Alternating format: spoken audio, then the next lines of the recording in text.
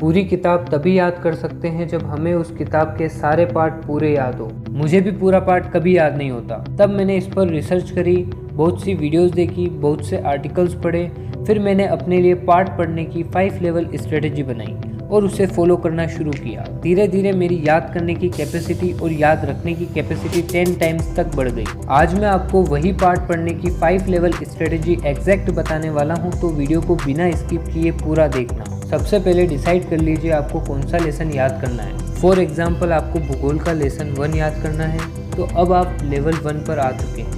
Level 1 का नाम है अंडरस्टैंडिंग, जिसमें आपको केवल कॉन्सेप्ट को समझने पर ध्यान देना है। आपको लेसन रीड करना है केवल कॉन्सेप्ट को समझने के लिए। जैसे भूगोल के अंदर लेसन 1 था मानव भूगोल, प्रकृति एवं विशेष क्षेत्र। मानव भूगोल की परिभाषा नहीं रटनी है, आपको समझना है मानव भूगोल क्या है। मानव भूगोल समझ गए, ऐसे ही आप सारे टॉपिक समझ गए तो आपका लेवल 1 कंप्लीट हो गया। फिर आप आ जाएंगे लेवल 2 पर। इस लेवल का नाम है नोट्स।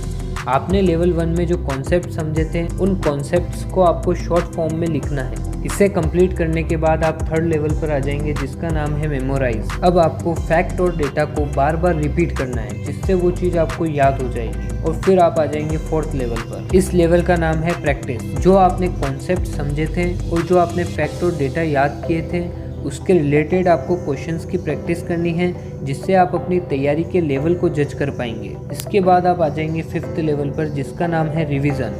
अब आपको इसमें देखना है कि कितना रिवीजन उसमें रिक्वायर्ड है। जो आपने कॉन्सेप्ट समझे हैं और फैक्ट और डेटा याद किया है, अब उसको कितनी बार आप रिवाइज करेंगे जो आपको सस्टेन रहेगा वो, तो आपको पता चलेगा कि यार ये चीज़ मैं भूल सकता हूँ, तो इसको मुझे कल भी देखना पड़ेगा और 1 हफ्ते बाद वापस देखना पड़ेगा, 1 महीने बाद वापस देखना पड़ेगा। तो उस हिसाब से आपको रिवीजन प्लान करना है।